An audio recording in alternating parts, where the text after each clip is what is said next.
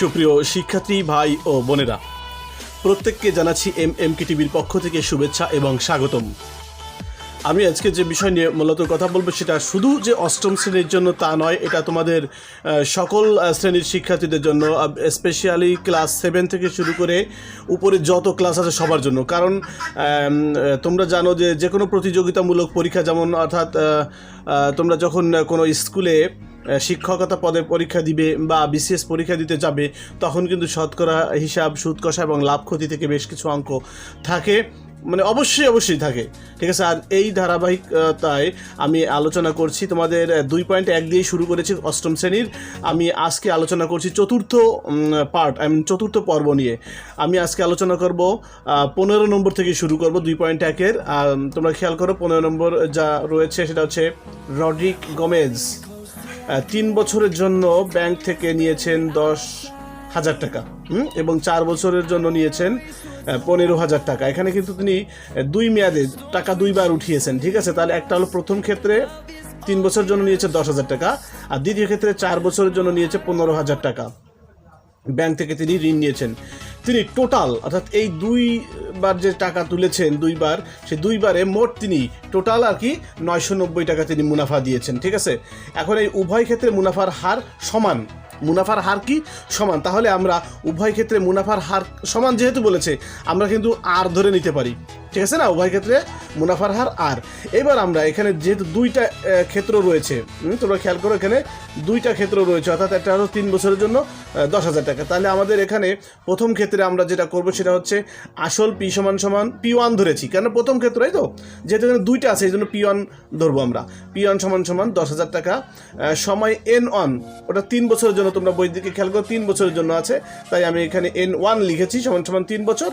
আর হার, যেহেতু আমরা উভয় ক্ষেত্রে হার কিন্তু সমান, বইতে তোমাদেরকে বলেছে উভয় ক্ষেত্রে, খেয়াল করো, উভয় ক্ষেত্রে মুনাফার হার সমান, তাহলে আমরা উভয় ক্ষেত্রে মুনাফার হার আর ধরেছি, আর ধরলাম। তাহলে আমরা সূত্র থেকে কি জানি? আমরা জানি I সমান PNR।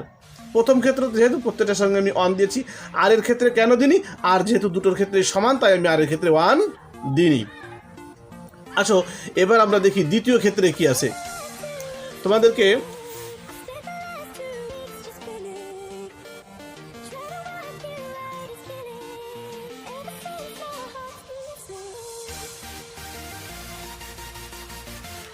দেখো, দ্বিতীয় ক্ষেত্রে বইতে তোমাদের বইটা অবশ্যই সামনে থাকতে হবে, ঠিক আছে। আমি যখন বোঝাবো বইটাকে তোমরা অবশ্যই সামনে নিয়ে নেবে, ঠিক আছে।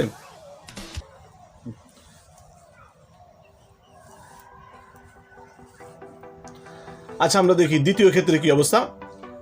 দ্বিতীয় ক্ষেত্রে দেখো, তোমরা বইয়ের দিকে তাকিয়ে, আসল দেওয়া আছে 15,000 টাকা, সময় দেওয়া আছে N2, আসলকে P2 ধরেছি, সময়কে N2 ধরেছি, 4 বছর। হার ওই যে বললাম যে উভয় ক্ষেত্রে হার সমান থাকবে আর টাকা। তাহলে এক্ষেত্রে আমরা সূত্রটাকে কীভাবে পাবো? I সমান PNR। দেখো যে P2 লিখেছি, যেহেতু দ্বিতীয় ক্ষেত্রে N2 লিখেছি, আর কিন্তু সমান, উভয় ক্ষেত্রে আর সমান। তাহলে এই যে দুটো সূত্র, ঠিক আছে না। তাহলে এখানে কত মুনাফা, এই যে 10,000 টাকায় যে 3 বছরে মুনাফা কিন্তু আসছে PNR, এই না, এইটা আসছে না, হ্যাঁ এটা আসছে। আর দ্বিতীয় ক্ষেত্রে যে মুনাফাটা আসছে 15,000 টাকা 4 বছরে, এই মুনাফার টাকা আসছে। এই টাকা আর এই টাকা যোগ করেই তো 9,900 টাকা হয়েছে, তাই তো। বইয়ের দিকে তাকাও, এই 2 প্রকার টাকা, অর্থাৎ এই প্রথম ক্ষেত্রে যে টাকাটা ছিল, প্রথম ক্ষেত্রে ছিল কত তোমাদের, এই যে এই টাকাটা, আর দ্বিতীয় ক্ষেত্রে এই টাকাটা। দেখো বইতে বলছে এই 2 টাকা মিলাই, এই দুই সময়ের যে 2বার যে টাকা তুলেছে, 2 প্রকারের টাকা মিলায় তাকে ব্যাংককে দিতে হয়েছিল 990 টাকা। তাহলে আমরা কি লিখতে পারি এক্ষেত্রে আমরা প্রশ্ন মতে লিখতে পারি। প্রশ্ন মতে দেখো, এই যে সেই প্রথম ক্ষেত্রে যে টাকাটা পাইছিলাম I সমান, দ্বিতীয় ক্ষেত্রে যে টাকা পাইছিলাম I সমান, আর বইতে দেওয়া আছে মোট টাকা, এই যে মোট মুনাফা 990 টাকা, এটাও কিন্তু I। তাহলে এই দুটো মিলেই তো 990 টাকা দিতে হয়েছিল রড্রিক গোমেজকে।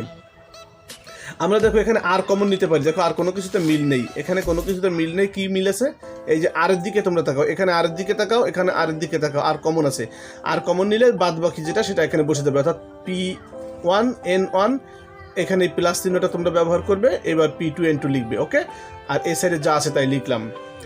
এখন এটা একটা সমীকরণকে সমাধান করা, এটা তোমরা আরও নিচের ক্লাসে শিখেছো। এখানে আমি মান বসিয়েছি, P1 এর মান 10,000, N1 এর মান 3, P2 এর মান 15,000, N2 এর মান 4। আমি এখন ক্যালকুলেশন করেছি, 3 গুণ 10,000 30,000, 4 গুণ 15,000 60,000।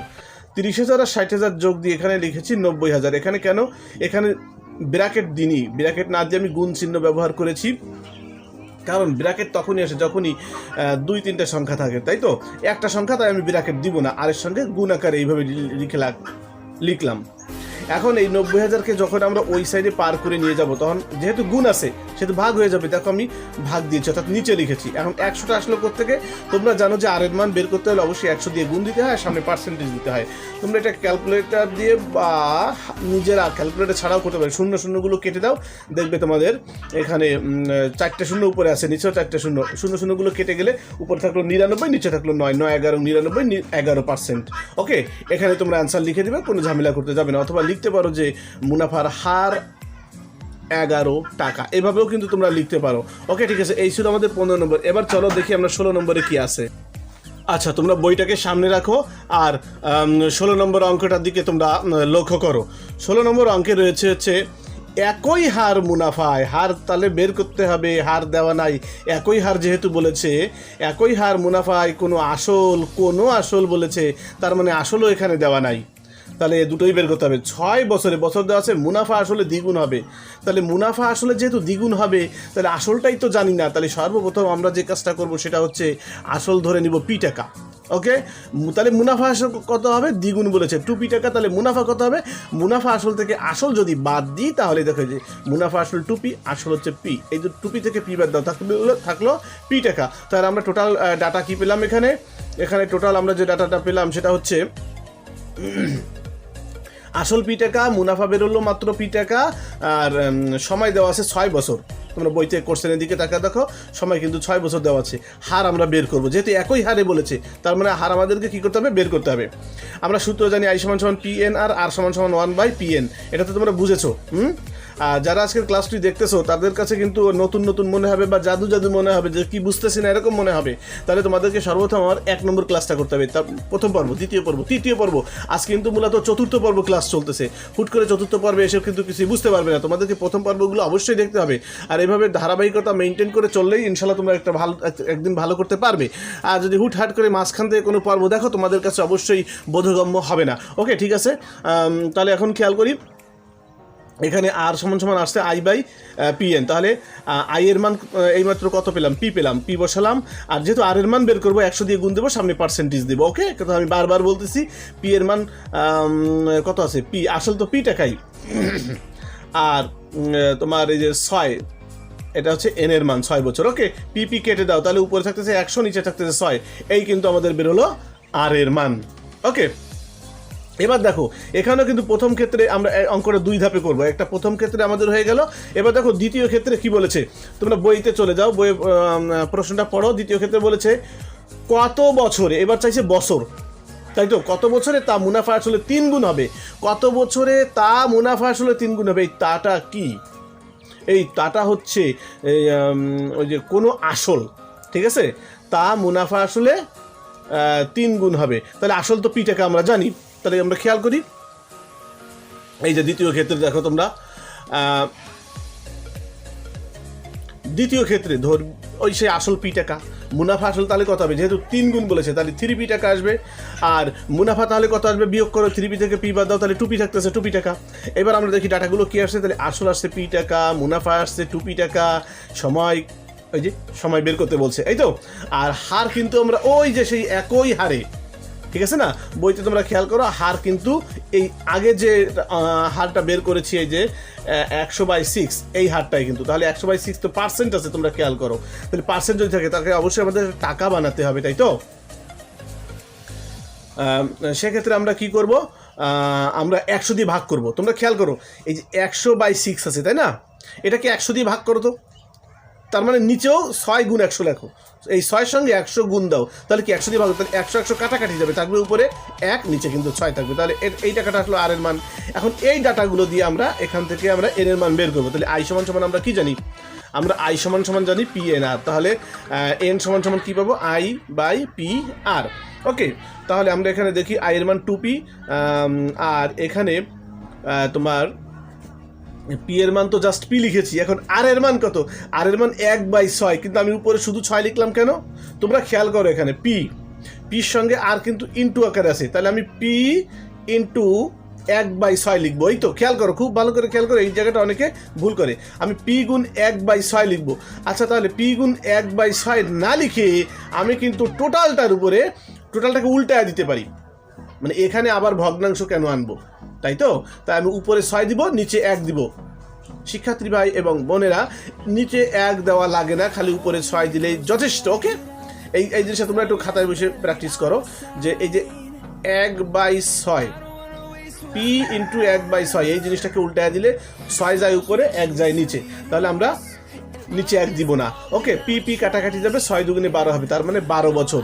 তো ডিয়ার ভিউয়ার্স, এই ছিল আমাদের 16 নম্বর অঙ্কটা। তো ঠিক আছে, চলো এবার আমরা দেখি 17 নম্বর অঙ্কটা। তো আমরা বই থেকে দেখে নিই যে 17 নম্বর অঙ্কটাতে কি বলা আছে। কোনো নির্দিষ্ট সময়ে, তাহলে সময়টা আমরা জানি না, মুনাফা আসল 5,600 টাকা এবং মুনাফা আসলের 2/5 অংশ। তাহলে কত? মুনাফা হচ্ছে আসলের 2/5 অংশ। তাহলে আমাদেরকে আসলটা তো জানি না, এখানে দেওয়া নেই কোথাও। মুনাফা বার্ষিক শতকরা, মুনাফার হারও দেওয়া আছে 8 টাকা। তাহলে সময় বের করতে বলছে, যে কোনো নির্দিষ্ট সময় প্রথমেই বলে দিয়েছে, তাহলে সময় আমাদেরকে বের করতে বলছে। তাহলে আমাদেরকে বলছে মুনাফা হচ্ছে আসলের এত অংশ, তাহলে আসল আমাদেরকে ধরতে হবে সর্বপ্রথম। তো আসো আমরা দেখি। তো খেয়াল করি, প্রথমে আমরা ধরে নিলাম আসল পি টাকা। তাহলে মুনাফা কত আসবে আসল এর? এই যে আসল তো পি ধরেছি, তাহলে ওখানে বইতে বলা আছে আসলে, তাহলে পি এর 2/5 অংশ। এখানে আমরা অংশ লিখবো, তাহলে এখানে কাটাকাটি যাচ্ছে না, তাহলে এই পি কিন্তু মূলত উপরে, তাহলে 2p/5 কি আসলো? 2p/5 টাকা আসলো। ওকে, এখন আমরা এখানে টাকা লিখবো, এখানে অংশ লিখেছি। এই দুটো ক্যালকুলেশন করলে যেটা আসবে, অনেক সময় কাটাকাটি যায়, অনেক সময় কাটাকাটি যায় না, তো এই দুটো ক্যালকুলেশন করে আমরা পেলাম 2p/5 টাকা। ওকে, এখন খেয়াল করো, বইতে তোমাদের কি দেওয়া আছে? বইতে দেওয়া আছে মুনাফা আসল। এই যে মুনাফা আসল কিন্তু 5600 টাকা, তার মানে মুনাফা আসল মানে কি? মুনাফা যোগ আসল। তাহলে আমরা এখানে কি লিখতে পারি? প্রশ্ন মতে তোমরা খেয়াল করো, আমরা এখানে প্রশ্ন মতে বা শর্ত মতে যেটাই লেখো সেটা দিয়ে রাইট হবে। এই যে ছিল আসল, আর এই যে ছিল মুনাফা, তাই তো? তাহলে মুনাফা যোগ আসল মানে তো মুনাফা আসল, এই যে 5600। এখন এটা আমরা লসাগু করবো। লসাগু কি? এই পি এর নিচে কিন্তু কিছুই নেই, তার মানে 1 আছে, আর এখানে 2pর নিচে 5, তার মানে 5, তাহলে 5 এবং 1-এর লসাগু 5। এখন আমরা যেভাবে লসাগু করি, এখানে যদি কিছুই না থাকে নিচে, তাহলে ডাইরেক্ট গুণ করে দিই 5p, এই তো? এটা তোমরা লসাগু আরও নিচে ক্লাসে শিখেছো, আমি এখানে সময় ওয়েস্ট করতে চাচ্ছি না।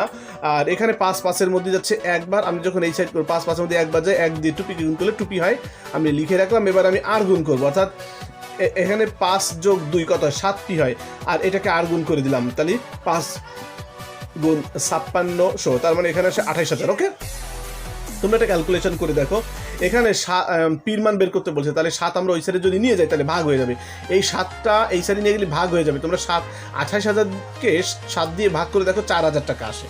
ওকে, এটা আমি একবারে ক্যালকুলেশন করেছি, যেহেতু তোমরা এখন আর ছোটো ক্লাসে পড়তেছো না। ওকে, আচ্ছা, তাহলে আমরা আসল পেলাম কত? 4,000 টাকা। খেয়াল করো তোমরা, মুনাফা কত ছিল? ওই যে বলেছে আসলের মুনাফা কত, ওই যে মুনাফা সমান 2p/5। এই দেখো, মুনাফা আই সমান এই যে 2p, 2 কিন্তু এই যে পি কিন্তু এই যে এইমাত্র বেরোলো 4,000, আর বাই 5, এই তো টাকা। বা এখানে বা দিলাম, বা দিয়ে আমরা কি লিখবো? এইটাকে ক্যালকুলেশন করো, 2 গুণ 4,000, 8,000 আসতেছে। 8,000কে তুমি 5 দিয়ে ভাগ দাও, তাহলে কত আসবে? 1,600 আসবে। ওকে, আচ্ছা, আর আমাদের যেটা দেওয়া আছে ডাটা, হার আর সমান 8%, কিন্তু ওই যে বলেছিল বার্ষিক মুনাফার হার 8 টাকা, তার মানে একটা পার্সেন্টেজ দেওয়া আছে। আচ্ছা, তাহলে এখানে আমি যদি এটাকে টাকায় পরিণত করতে চাই, তাহলে আমাকে অবশ্যই 100 দিয়ে ভাগ করতে হবে। 100 দিয়ে ভাগ করলে কিন্তু 0.08 টাকা আসবে। আমাদেরকে সময় কিন্তু বের করতে বলছে, এই তো? তাহলে আমরা জানি যে আই সমান PNR সময়, তাহলে এন সমান কি আসবে? এন সমান আসবে I/PR। তাহলে এই যে উপরে আই এর মান বসাইছি 1600, এখানে পি এর মান 4000 গুণ আর এর মান এইমাত্র যেটা বের করেছিলাম আমরা সেটা বসালাম, জাস্ট যার মান বসালাম। এটাকে তোমরা ক্যালকুলেশন করো, ক্যালকুলেটর চাপ দাও, অবশ্যই 5 বছর সময় আসবে। এটাই ছিল আমাদের আনসার 17 নম্বর। এখন চলো আমরা দেখি 18 নম্বর অঙ্কে কি আছে। আচ্ছা, আমরা দেখি আগে 18 নম্বর অঙ্কে কি আছে, আগে আমরা এটাকে পড়ি। তোমরা বইতে খেয়াল করো, বইতে জামিল সাহেব পেনশনের টাকা পেয়ে 10 লাখ টাকার 3 মাস অন্তর মুনাফা ভিত্তিক 5 বছর মেয়াদি পেনশনের সঞ্চয়পত্র কিনছে। বন্ধুরা এখানে যত ফাও কথা বলেছে, যত বাড়তি অনেক কথা বলে ফেলেছে, আমাদের মূল আমরা যেটাকে ধরে নিব এই আসল হচ্ছে 10 লাখ টাকা। এই যে আমি এখানে তোমরা খেয়াল করো, পি সমান সমান আমি এখানে অলরেডি 10 লাখ লিখে রেখেছি, তোমরা খেয়াল করো। আচ্ছা, সময় এখানে 5 বছর মেয়াদে ঠিকই রাখিছে, কিন্তু আমাদের অ্যান্সারটা কি বের করতে বলছে তোমরা একটু খেয়াল করো। রাখছে বার্ষিক মুনাফা 12%। এই যে দেখো আর এর মান দেওয়া আছে, যে আর এর মান কত দেওয়া আছে 12%, যেটাকে আমরা টাকায় পরিণত করলে আসে 0.12, অর্থাৎ এত টাকা আসে, ওই তো। আচ্ছা, রাখিছে কিন্তু 5 বছর মেয়াদি, কিন্তু আমাদের উত্তর বের করতে বলছে খেয়াল করো প্রথম কিস্তিতে, অর্থাৎ 3 মাস পর কত টাকা মুনাফা পাইছে। হ্যাঁ, আয়ের মান বের করতে বলছে 3 মাস পরে। তাহলে আমি কিন্তু সময়কে 5 বছর নিব না, আমি সময়কে কি নিব, এই দেখো এই যে সময় 3 মাস, ঠিক আছে। আচ্ছা, 3 মাসকে তুমি 12 দিয়ে ভাগ করো, যেহেতু 12 মাসে বছর, তাহলে বছর হয়ে যাবে কত, 0.25 বছর। এই জিনিস অনেকে বোঝে না, ওকে। তাহলে 0.25, তাহলে পি এর মান পেলাম 10 লক্ষ টাকা, এন এর মান পেলাম 0.25 বছর, আর হার পেলাম 0.12 টাকা। এখন মুনাফা আই সমান সমান, সিম্পল, ভেরি সিম্পল, অঙ্কটা খুবই সহজ, ঘাবড়ানোর কিছুই নেই। তাহলে আমরা এখানে কি করতে পারি, আমরা সূত্র জানি বরাবর, আই সমান সমান পি এন আর। তাহলে আমাদেরকে ডাইরেক্ট আই বের করতে বলছে, অর্থাৎ কোনো পাল্টাপাল্টির দরকার নাই, এখানে ডাইরেক্ট মান বসা দাও, 10 লক্ষ গুণ 0.25 এন এর মান, আর আর এর মান হচ্ছে 0.12 টাকা লিখবো এখানে, যেহেতু মুনাফা বের করতে বলছে। তাহলে তোমরা একটা ক্যালকুলেটর চাপ দাও, দেখবা 30,000 টাকা চলে আসছে। এই ছিল আমাদের আজকের ক্লাস, ওকে। তো আমার এই যে আজকের আলোচনা, আজকে 4র্থ ক্লাস, আমার কিন্তু মূল অঙ্ক 2.1-এর অঙ্কগুলো সব করানো শেষ হয়ে গেল। আর যে 2টা অঙ্ক আছে সেই 2টা মূলত তোমাদের প্র্যাকটিসের জন্য দিয়েছে বোর্ড। অঙ্ক হচ্ছে 19 এবং 20, ইনশাল্লাহ 19 এবং 20 নিয়ে আমি আগামী পর্বে আসতেছি। এরপর ধারাবাহিকভাবে 2.2 নিয়েও আলোচনা করব ইনশাল্লাহ। প্রতিটা ক্লাসেই তোমাদের সপ্তম থেকেই মূলত আসেই, এই শতকরা না ষষ্ঠ থেকেই আসে, হ্যাঁ, ষষ্ঠ শ্রেণী থেকে ইনশাল্লাহ প্রতিটা ক্লাসেরই এই অধ্যায়টার উপর, এই চ্যাপ্টারটার উপর, অর্থাৎ পাটিগণিত তো খুবই কঠিন তোমাদের কাছে, এই পাটিগণিতের এই টপিক্সটা নিয়ে ইনশাল্লাহ আমি আলোচনা করব, প্রতিটা অধ্যায় নিয়ে আলোচনা করব। যে আমার সাথে ধারাবাহিকভাবে লেগে থাকবে তার ইনশাল্লাহ অঙ্কে A+ নিশ্চিত, ঠিক আছে। তোমরা ধারাবাহিকভাবে আমার সঙ্গে থাকো। তোমরা যারা আমার চ্যানেলটি সাবস্ক্রাইব করেছো তাদেরকে তো লক্ষ কোটি ধন্যবাদ জানাচ্ছি, যারা এখনও সাবস্ক্রাইব করোনি তারা দেখতে থাকো, ইনশাল্লাহ একদিন ভালো লাগবে, অবশ্যই সেদিন তোমরা সাবস্ক্রাইব করবে। আর যদি আজকের ক্লাসটি থেকে মনে করো যে এতটুকু উপকৃত হয়েছি, তাহলে লাইক দিতে ভুলো না। আমি দেখেছি অনেকে লাইক না দিয়েই জাস্ট দেখে সরে যায়, উপকৃত কিন্তু হচ্ছে, বাট স্বীকার করছে না। এটা তাদের দৃষ্টিভঙ্গির সীমাবদ্ধতা, এটা তাদের আসলে আমি বলবো ইগো, হ্যাঁ, তাদের ভিতরে একটা ইগো কাজ করতেছে। আমরা উপকার গ্রহণ করতেছি, বাট উপকার স্বীকার করি না, অকৃতজ্ঞ বলতে গেলে বলা যায়। তো যাই হোক, তোমরা অন্তত একটা কৃতজ্ঞতা বোধ প্রকাশে একটা লাইক দাও, আর বন্ধুদের কাছে বেশি বেশি করে শেয়ার করো। কারণ FRIENDS, ফ্রেন্ডস লিখতে যে শব্দগুলোর অক্ষরগুলো লাগে, প্রতিটা অক্ষরই কিন্তু এক একটা অর্থ রয়েছে। যেমন আমি একটা বলে দিই, যেমন ফ্রেন্ডের প্রথম শব্দটা কিন্তু F, এখানে দুজনের মধ্যে একটা ফেইথ থাকতে হবে, বিশ্বাস থাকতে হবে। আর রিলেশন থাকতে হবে, গুড রিলেশন থাকতে হবে অবশ্য তাদের মধ্যে। FRI, বন্ধুত্বের মাঝে তাদের মধ্যে অবশ্যই ইন্টেলিজেন্সি থাকতে হবে, তাদের মধ্যে বুদ্ধি থাকতে হবে। এক বন্ধু বিপদে পড়লে তাকে অবশ্যই অন্য বন্ধু উদ্ধার করে নিয়ে যাবে। যাই হোক, প্রতিটা অক্ষরকে অ্যানালিসিস করলে যে শব্দগুলো পাওয়া যায় সেটা হচ্ছে বন্ধুকে সহযোগিতা করবে, ওকে। তোমরা সেই সহযোগিতার ভিত্তিতে তোমরা শেয়ার করো তোমাদের পরিচিত জনদের মাঝে, যাতে তারা উপকৃত হয়। এই ক্লাস কিন্তু শুধুমাত্র অষ্টম শ্রেণীর জন্য নয়, সকল শ্রেণীর জন্য, যারা চাকরি প্রত্যাশী, যারা যে কোনো প্রতিযোগিতামূলক পরীক্ষায় তোমাদের কাজে লাগবে। তো ঠিক আছে ডিয়ার ভিউয়ার্স, দেখা হবে পরবর্তী কোনো ক্লাসে। ভালো থাকো ততক্ষণ পর্যন্ত, আল্লাহ হাফিজ।